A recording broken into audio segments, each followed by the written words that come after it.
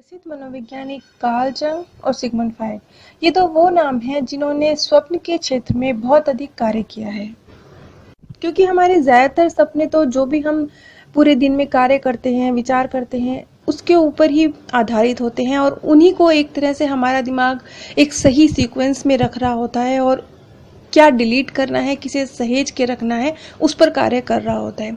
लेकिन हमारे 30% सपने ऐसे होते हैं जिनका बहुत गहरा मीनिंग होता है, जो हमारे भविष्य से जुड़े हुए हो सकते हैं। क्योंकि ये 30% सपने वो होते हैं जो हमारे अवचेतन मन से पैदा होते हैं। इसीलिए इन 30% सपनों का ही कुछ अर्थ होता है। यही कुछ आपको आपके भविष्य से जोड़ सकते हैं। इनके थ्रू काफ़ी मैसेज हैं जिन्हें अगर हम डिकोड करने की कोशिश करें तो अपने जीवन के विषय में खुद समझ सकते हैं। और आपके सपनों को आपसे बेहतर कोई नहीं समझ सकता। अपने सपनों को समझना एक तरह से हमारी आत्मा वास्तव में चाहती क्या है, हमारी आंतरिक खोज क्या है, ये अपनी ही जासूसी करने जैसा है। वनीरोलॉजी सपनों का एक वैज्ञानिक अध्ययन है और इस क्षेत्र में काम करने वाले वैज्ञानिक मस्तिष्क के कार्य के बारे में, सपने और ज्ञान के बीच में क्या अंतर संबंध है, इसे खोजने के लिए अनुसंधान करते हैं। हमारे सपनों में जो भी छवियां, विचार, भावनाएं, जो संवेदनाएं हम महसूस करते हैं, इनका एक क्रम होता है। जब हमारे मस्तिष्क की गतिविधि अपने चरम पर होती है, तब वो बहुत तीव्र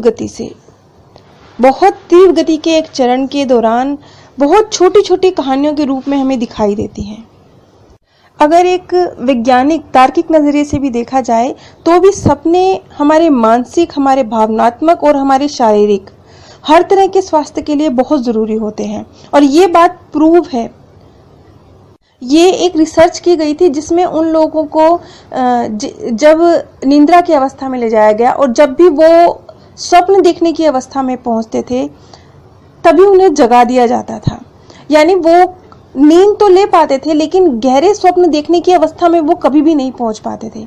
इस तरह के व्यक्तियों के भावनात्मक और शारीरिक जो स्वास्थ्य था उस पर इस चीज़ का गलत असर पड़ा। और जैसे जैसे आप इस चीज़ को समझते जाएंगे, आप देखेंगे कि आपने जो सपने देखे, जब वो डिकोड होने लगेंगे, जब आपको उनका मीनिंग समझ में आने लगेगा, तब आप देखेंगे कि स्वप्न दर स्वप्न, एक सपना आपने देखा, अगले दिन दूसरा, तीसरे दिन तीसरा, तो वो उसी का एक सीक्वेंस था। वो जो आप उसका मीनिंग समझ रहे हैं, सपने को डिकोड करने की कोशिश कर रहे हैं, वो जैसे परत दर परत, प्याज की परत होती है ना, 1 2 3 परत दर परत खुलते हैं, बस ऐसे ही कड़ी दर कड़ी जुड़ेगी जब आप अपने सपनों को डिकोड करने की कोशिश करेंगे। क्योंकि ऐसा नहीं होता कि आपने एक ही रात में एक सपना देखा और उसका मीनिंग ये था।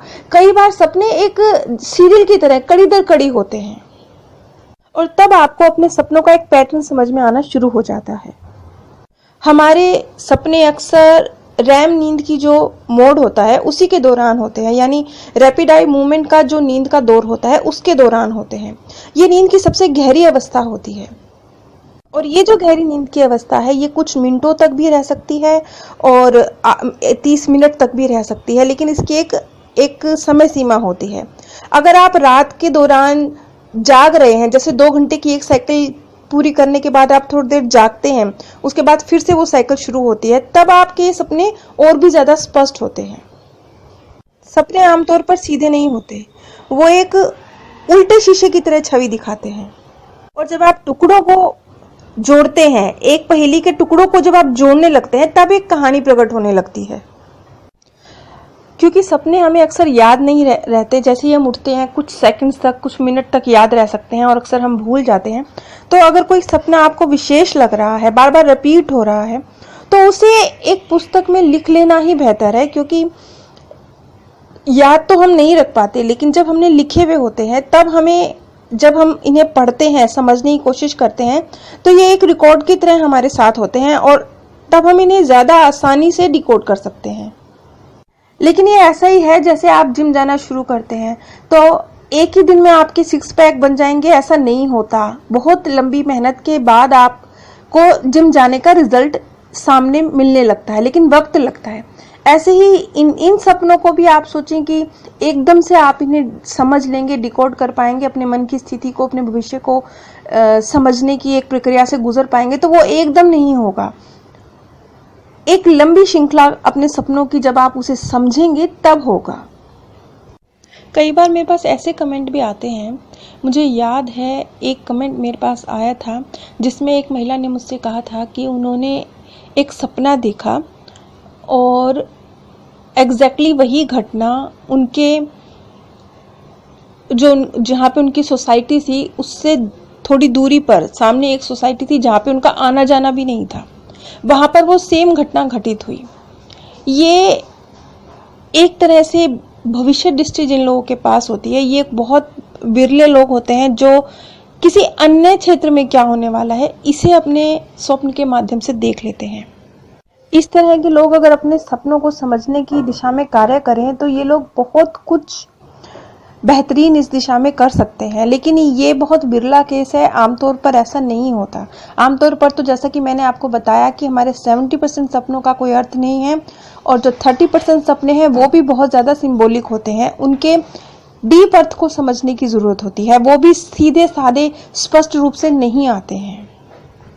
उदाहरण के तौर पर अगर मैं अपनी बात कहूँ तो कुछ समय पहले मेरे को, जब मैं एक चीज से अपनी जीवन में पीछा छुड़ाने की कोशिश कर रही थी लेकिन मैं छुड़ा नहीं पा रही थी, तब मेरे को बहुत ज़्यादा इस तरह के सपने आते थे कि जैसे मैं दौड़ती जा रही हूँ, भागती जा रही हूँ और मेरे पीछे कुछ पड़ा हुआ है जो मुझे परेशान कर रहा है और मेरे वो बहुत करीब आ जाता है, लेकिन वो कभी भी मुझे हार्म नहीं पहुँचा पाता, हमेशा मैं उससे बच जाती हूँ।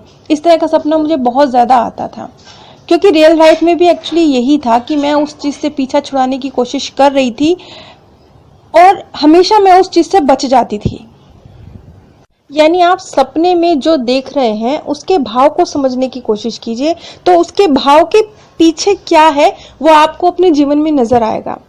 अब जैसे सिगमंड फ्रायड ही अपनी एक रिसर्च में वो कहते हैं कि बहुत छोटे बच्चे अगर इस तरह का सपना देख रहे हैं कि वो किसी से लड़ रहे हैं, किसी बड़े से लड़ रहे हैं या किसी राक्षस से लड़ रहे हैं, इस तरह का सपना अगर कोई बहुत छोटे बच्चे इस तरह का सपना देख रहे हैं तो हो सकता है कि उस बच्चे के जीवन में उससे रिलेटेड कुछ चल रहा हो सकता है उसका पिता या स्कूल का कोई टीचर उसके ऊपर बहुत ज़्यादा अनुशासन लागू करने की कोशिश कर रहा हो या उस पर बहुत ज़्यादा किसी कार्य को करने का दबाव डाला जा रहा हो, कुछ ऐसा जो वो बच्चा नहीं करना चाहता, जिसका वो विरोध करना चाहता है लेकिन वो विरोध कर नहीं सकता क्योंकि वो अभी छोटा है, फिजिकली वीक है।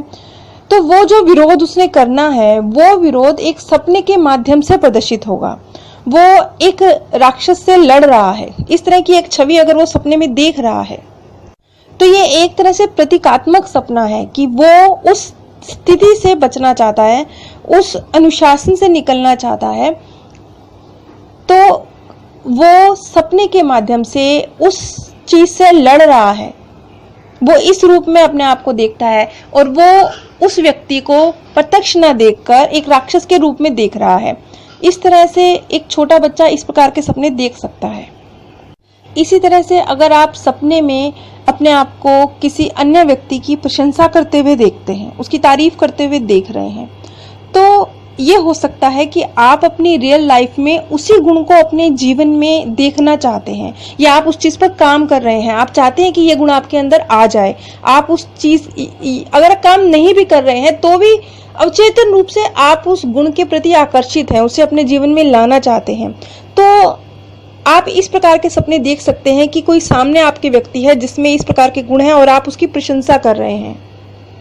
अभी पिछली वीडियो में ही मेरे पास एक कमेंट आया था जिसमें ये कहा गया था कि उन्होंने स्वप्न के माध्यम से देखा कि उनकी स्वर्गीय सासू माँ उनसे ये कह रही हैं कि उनके पति ने अपनी स्वर्गीय माताजी के दांतों को संभाल कर क्यों रखा हुआ है। बिल्कुल स्पष्ट, एकदम स्पष्ट रूप से उन्होंने ये कहा। और जब सुबह उन्होंने अपने पति से इस विषय में बात की तो उनके पति हैरान थे, क्योंकि उन्होंने सचमुच अपनी स्वर्गीय माताजी के जो दांतों का सेट था उन्हें संभाल के रखा हुआ था और वो बात उन्होंने किसी को बताई भी नहीं हुई थी। और वो इस बात से हैरान थे कि इस बात का पता उनकी पत्नी को कैसे चला। तो इस तरह के भी कई सपने होते हैं जिसमें बिल्कुल क्लियर कट आपको बात सुनने को मिल जाती है, लेकिन ये कम ही होता है। अधिकतर सपने प्रतीकात्मक रूप में ही होते हैं। और अगर हम वैज्ञानिक दृष्टि से बात करें तो बेशक विज्ञान इस क्षेत्र में खोज कर रहा है, लेकिन जैसा कि हम जानते हैं कि विज्ञान जब तक किसी चीज को स्पष्ट आंखों से नहीं देखता तब तक वो उसे विज्ञान की कसौटी पर खरा नहीं माना जाता, विज्ञान उस पर विश्वास नहीं करता। जैसे कि विज्ञान आत्मा के वजूद पर विश्वास नहीं करता क्योंकि आत्मा दिखाई नहीं देती। विज्ञान पुनर्जन्म पर आधारित जो केस हैं उनको कभी भी एक एविडेंस के रूप में नहीं लेता। हाँ, यदि कोई व्यक्ति पुनर्जन्म का कोई केस होता है और वो एक बार फिर से उस केस को रीओपन करता है, एक बार फिर से उन्हीं तथ्यों को देकर दोबारा से यदि पुलिस इंक्वायरी की जाती है, तब यदि कोई तथ्य सामने आता है तो उस पर यकीन करते हैं, क्योंकि जो हमारा चीज का जो वैज्ञानिक आधार है वो तभी विज्ञान उसे स्वीकार करता है जब वो आंखों से नजर आता है। इस प्रकार के किसी भी प्रोसेस को विज्ञान स्वीकार नहीं करता है। इसीलिए अगर हम ये कहें कि पूरी तरह से स्वप्न को वैज्ञानिक दृष्टि से सही माना जाता है, उसे सत्य मानकर उस पर चला जाता है, ये नहीं है। लेकिन ये सही है कि वैज्ञानिक ये जरूर मानते हैं कि ये सपने हमारे अवचेतन मन का प्रतिबिंब होते हैं। अधिकतर केस में तो यही होता है कि जो आपकी लाइफ में चल रहा है उसको प्रतीकात्मक रूप से आप देख रहे हैं, और जब आप उसको समझ लेते हैं तो आपको ये भी समझ आ जाएगा कि आपको अपने जीवन के अंदर ये चीज ठीक करने की जरूरत है। हमारे मोस्टली सपने ऐसे ही होते हैं, बिल्कुल क्लियर कट, जहां आपको मैसेज मिल जाए फिर वहां तो फिर डिकोड करने की भी जरूरत नहीं होती। ये तो आप भाग्यशाली होंगे जहां आपको स्पष्ट संदेश मिल जाते हैं, फिर इस तरह के सपनों को तो डिकोड करने की भी कोई आवश्यकता नहीं है। अब जैसे मैंने अपने ही सपनों का जिक्र किया जिसमें मैं अपने आप को भागते हुए देख रही थी, किसी चीज से पीछा छुड़ाते हुए देख रही थी, तो ये मेरी को एक तरह से सिग्नल था कि मुझे जीवन में उस चीज से पीछा छुड़ा लेना चाहिए। ये एक तरह से मेरे लिए सिग्नल था, और एक तरह से मेरे भविष्य को भी वो बता रहा था कि वो चीज कभी भी मुझे नुकसान नहीं पहुंचा पाएगी। ये भी एक मैसेज था उसमें छुपा हुआ, क्योंकि वो चीज हमेशा मेरे बहुत करीब आकर मुझे बिना टच किए निकल जाती थी, मैं उससे हमेशा बच जाती थी।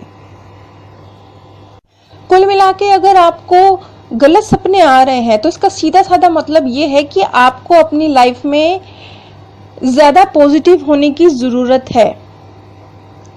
खास तौर पे अगर आप अपने सपने के पीछे छुपा हुआ भाव समझ जाते हैं तो उस फील्ड में आपको ज्यादा पॉजिटिव होने की जरूरत है। एक बहुत सीधे सरल तरीके से अगर बात की जाए तो सपनों का मीनिंग जो बहुत सरल भाषा में यदि बात की जाए तो वो यही है। उदाहरण के तौर पर अगर आप अपने आप को किसी दूसरे प्लेनेट पर देख रहे हैं, या अपने आप को किसी एलियन के साथ देख रहे हैं, या खुद अपने आप को एलियन रूप में देख रहे हैं, तो इसका मतलब ये हो सकता है कि जैसे एक अनजाना पहलू, क्योंकि एलियन दूसरा ग्रह हमारे लिए अनजाने हैं ना, इसी तरह से आपने भी अपने व्यक्तित्व का कोई अनजाना पहलू है जिसे खोजा है, और ये जो एक डिस्कवरी की है आपने अपने बारे में, इसकी वजह से आप अपने आप को अलग थलग महसूस कर रहे हैं। अब वो किस वे में आप अपने आप को अलग थलग महसूस कर रहे हैं, क्योंकि अपने आप को आप अलग थलग महसूस करते हैं दूसरों से, इसके भी दो रूप होते हैं। एक तरफ आप अपने आप को पॉजिटिव वे में अलग थलग महसूस करते हैं कि मेरा जो भावनात्मक और मेंटल स्तर है वो थोड़ा ऊंचा है, तो उस रूप से आप अपने आप को दूसरों से अलग महसूस करते हैं। और कई बार आप इसके विपरीत महसूस करते हैं कि मेरा स्तर इनसे नीचे है, तो आप अपने आप को अलग थलग महसूस करते हैं। तो ये अलग थलग आप किस रूप में महसूस कर रहे हैं, वो भी उस सपने में आप किस भाव को महसूस कर रहे हैं उसके अनुरूप है। सभी पर परमात्म सौंदर्य, प्यार और आनंद सदैव बरसता रहे। आप सभी दिव्य परम धाम में स्थान प्राप्त करें। प्रसिद्ध मनोवैज्ञानिक कार्ल जंग और सिगमंड फ्रायड, ये तो वो नाम हैं जिन्होंने स्वप्न के क्षेत्र में बहुत अधिक कार्य किया है। क्योंकि हमारे ज्यादातर सपने तो जो भी हम पूरे दिन में कार्य करते हैं, विचार करते हैं, उसके ऊपर ही आधारित होते हैं, और उन्हीं को एक तरह से हमारा दिमाग एक सही सीक्वेंस में रख रहा होता है, और क्या डिलीट करना है, किसे सहेज के रखना है, उस पर कार्य कर रहा होता है। लेकिन हमारे 30% सपने ऐसे होते हैं जिन